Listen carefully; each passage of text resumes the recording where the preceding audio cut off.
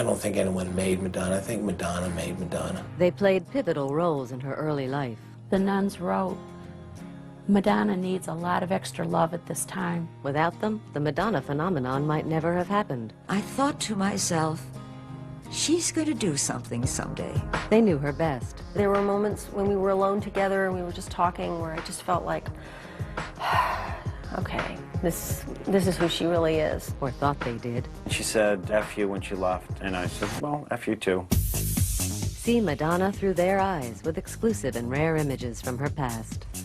The high school film, the nude sketches, the rock band, and outtakes from her first movie role. This is Driven Madonna.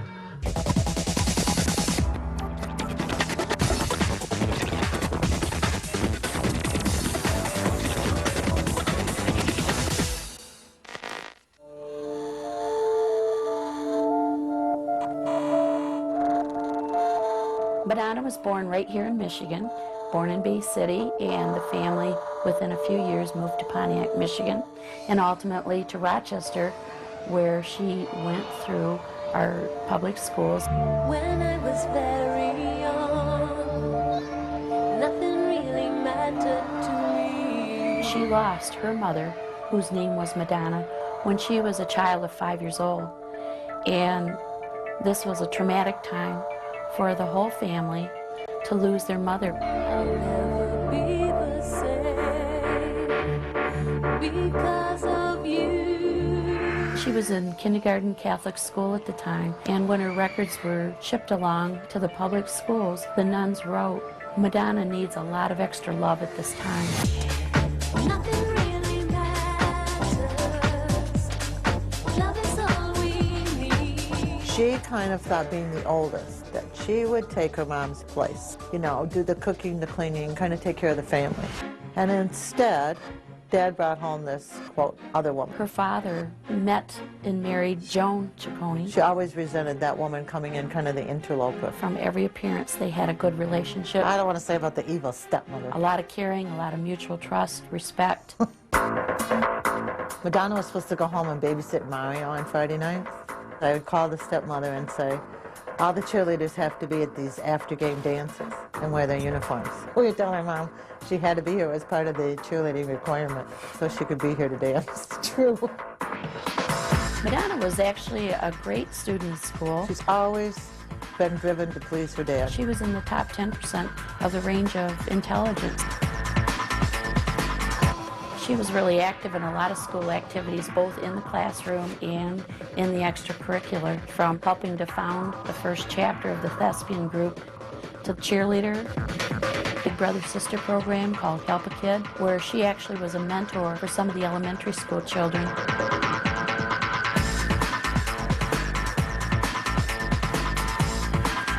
She was able to get along with all kinds of kids, from the very serious student to the most artistic. She blended in. Most of the time, like every other kid, she wanted to blend.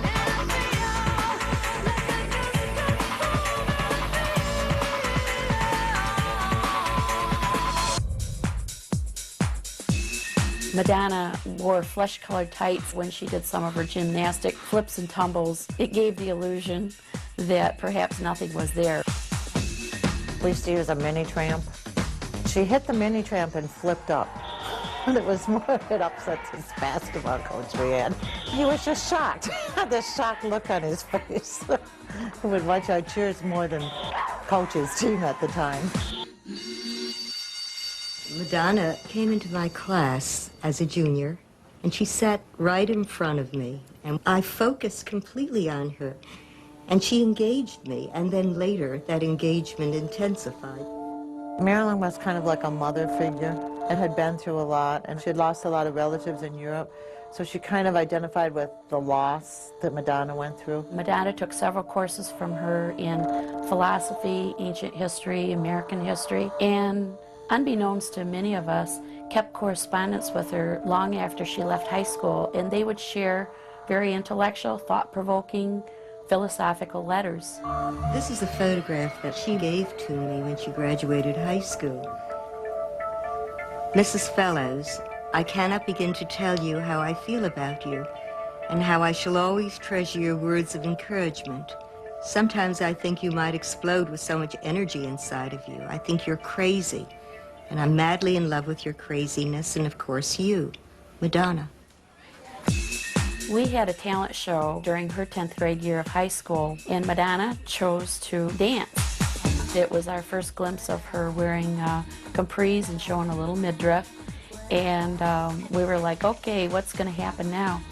What did happen was she was a phenomenally great dancer, strutted her stuff, a little risque, but her dance quality in the art took over, and she was the hit of the talent assembly. She used to come in our office. We used to make her dance all the time for us. We'd put on music and Madonna would give us a little dance recital on the spot.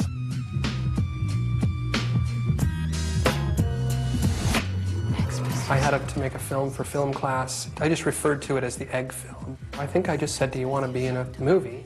And she said, sure. She didn't have a problem with it whatsoever. She just went ahead and did it, and did a great job. It's not really about anything. It's pretty clear that even at that age, she was willing to do quite a bit in front of the camera, including eat a raw egg. She was babysitting at somebody's house, and so the film is actually made on the redwood deck, off of the room while the baby was asleep. She was kind of withdrawn in certain ways, and then she was kind of social in certain ways. She kept to herself, but she was also a cheerleader, so she seemed to have almost like two sides to her personality. I don't think anybody could quite figure her out. She was a little bit of an enigma, and to me that made her all the more interesting. We used to drive around in my '73 Capri listening to my 8-track deck singing The Rise and Fall of Ziggy Stardust and the Spiders from Mars, which was her favorite album and my favorite album at that time. I remember loaning her Lady Chatterley's Lover, which, as I recall, she liked quite a bit. Maybe a sign of things to come.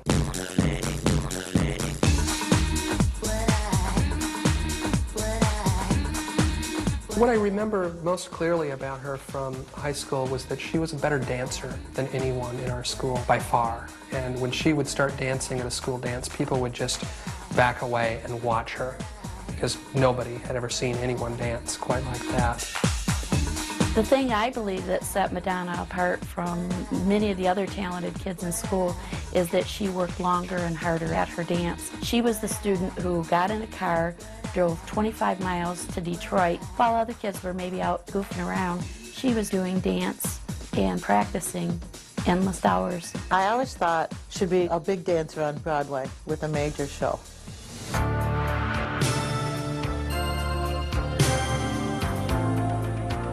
Christopher Flynn was Madonna's primary influence during her high school years. He was her dance teacher. This is a man who truly loved and cared and promoted her success.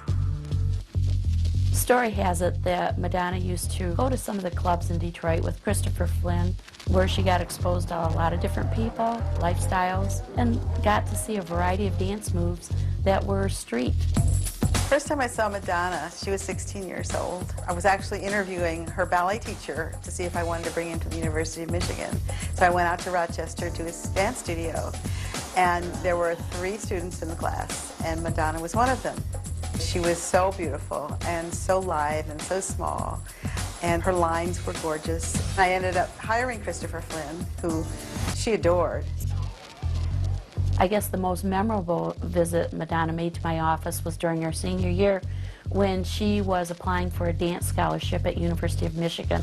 I think Madonna chose University of Michigan and the School of Dance because Christopher Flynn was there, and he gave her great encouragement to follow along and basically sent the message to her, stay with me, I'll help mentor you, I will teach you. Coming up, the film that Madonna didn't want people to see.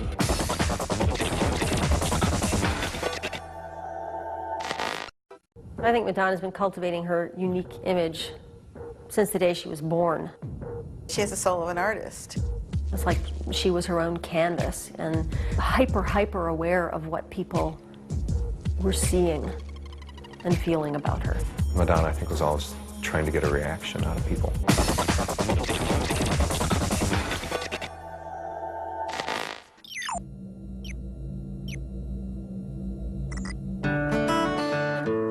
I came to the University of Michigan from a school in New York. I knew a couple of people, and we got an apartment together. It was a couple of guys and me, but I needed someone to share my room. And someone said, oh, there's a girl in the department who is looking for a roommate too. I remember the first time that she came over, she was a little intimidating to me. She had a shirt on that was all cut up, like she had taken scissors and cut it up on purpose. She sat on the couch opposite me and kind of just took over the room. The two guys were like, just like staring, which of course I didn't like at all. We lived in a sort of modern high-rise apartment building called University Towers. She was fun to live with. Once we got to know each other, she could be so sweet and very affectionate, a lot of teasing, a lot of double entendre, a lot of a sense of being allies. She needed an ally.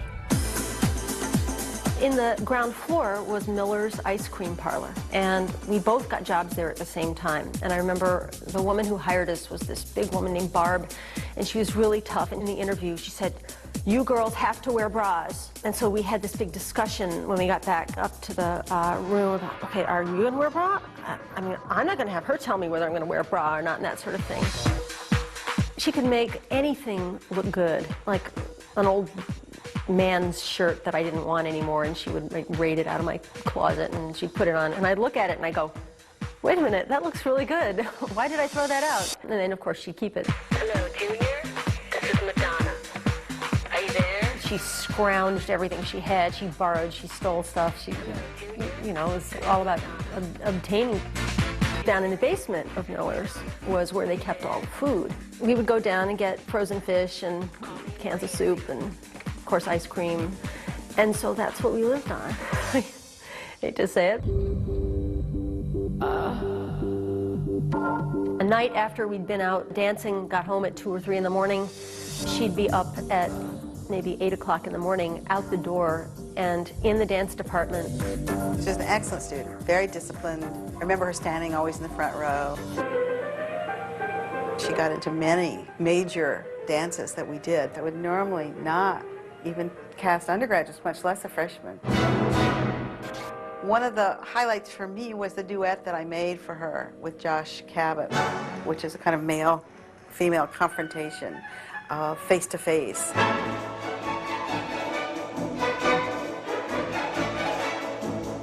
It was sexual. She has to roll on him and be on her hands and confront him. She really, I think, uses all of her power that she had then to do it. She was very, very small. I bet she weighed less than 100 pounds. And so she didn't have a lot of power and strength. There's a softness and actually a vulnerability that's really beautiful that comes out. There's no question in my mind that she would have been a professional dancer if she wanted to have gone that route. I remember going dancing with her and Christopher Flynn. Now, this is not something that I did. The Rubaiyat was the gay bar in town. It was the best place to go dancing. It was the only place to go dancing. That she could go discoing with her teachers as a freshman was kind of a big deal. I mean, freshmen didn't go out dancing with their teachers. The mission was, as you got to the dance floor, to clear the place out so that we would be in the center of the room and everybody else would just like cut us a lot of space.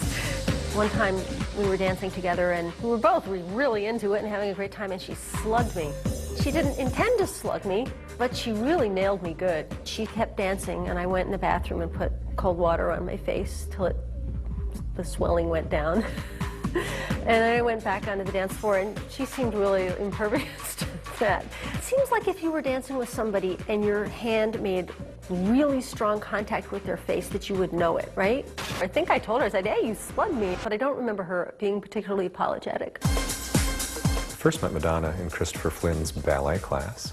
Madonna was, I think, a favorite of Christopher's, definitely. He liked to use her to demonstrate the way he liked the dancing done. I remember thinking, this kid's gonna go somewhere. I had designed a dance that was based on a street scene, a theatrical dance. Madonna was a very theatrical performer. So she was one I asked immediately to be in my dance. Each dancer did a solo, and they would dance in front of their images. One of the photographs I took of her, she didn't think was flattering. It was a shot where she's sort of bending over, looking between her legs. It sort of showed how Madonna would try something just to be outrageous. It just was sort of her MO all the time. Just being a little outrageous and trying to attract a lot of attention. And if you went into a room, like a party or something like that, you could feel everything in the room kind of changing so that all of a sudden she was the focus of the room. Madonna's early struggles, in fact, she lost her mother, I think, always made her needful of that kind of attention. I did feel that the driving force was a little rooted in need. She talked about her mom and how much she missed her. And when my mother would call me on the phone and we'd be talking, I would look up and I'd see her standing there sort of listening to us. She was sad. Give me comfort in your arms. There were moments when we were alone together and we were just talking where I just felt like, okay, this is who she really is.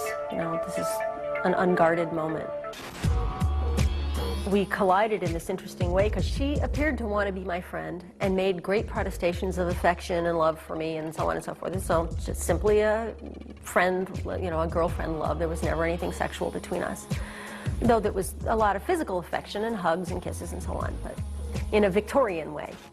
Whether that was genuine or not, who knows? You know, I did feel that for all our closeness, that I wouldn't put it past her to walk out the door, go hang out with somebody else and, you know, say something about me.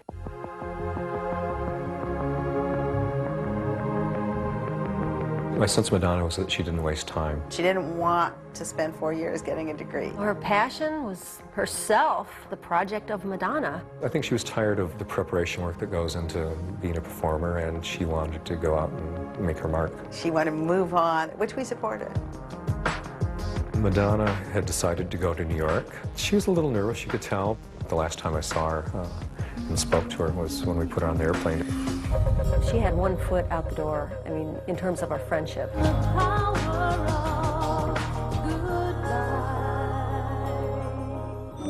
Coming up, Don't look back and don't think about what you're doing. the film role inspired by Madonna's real-life struggle for success. I'll do anything for money, because money is my love.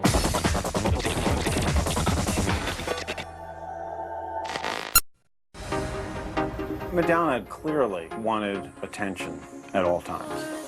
She had to be noticed, and she made it her business to be noticed all over the world. I don't know that she wanted to be a star as much as she wanted to be a success.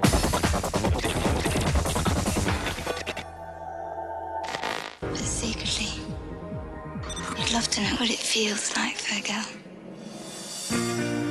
I first encountered Madonna at the University of Michigan at a scholarship audition for the American Dance Festival.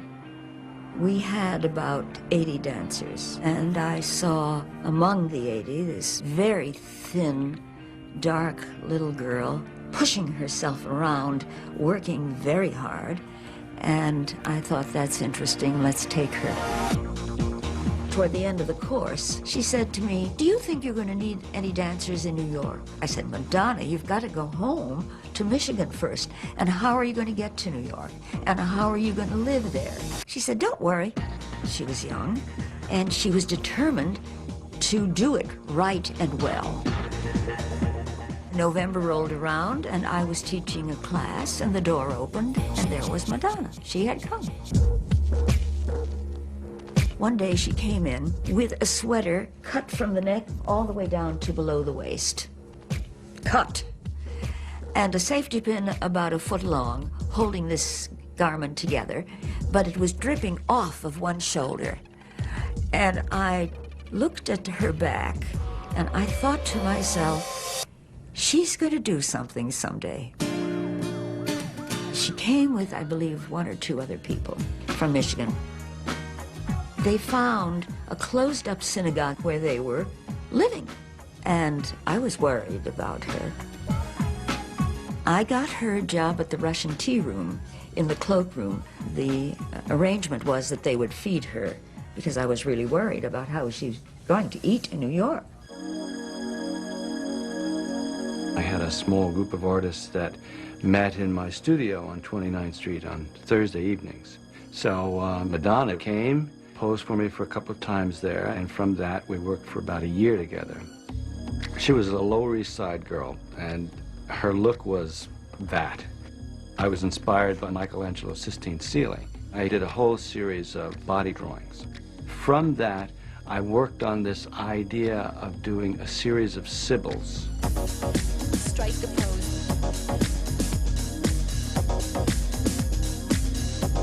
She had this extraordinary way of looking different when she moved, changed the direction of her glance. That led into this more complicated painting. It was a back view of a nude. I wrapped the stuff around her head and it looked like a turban. There was always something very special about her beauty. It's mostly in the eyes, I think. She was very cooperative, but she wouldn't do it for nothing. This was her livelihood. She made a big $10 an hour. Lee Friedlander, who was a very prominent photographer, he would ask me to send him a model every now and then. Madonna was one of the models that I sent to him. He did a whole series of photographs of her. He'd gone to see this film, Desperately Seeking Susan, and he said, "Is that the same Madonna?" And I said it was. And it was shortly after that that he sold the photographs to Playboy. I think he got a lot of money for that, too.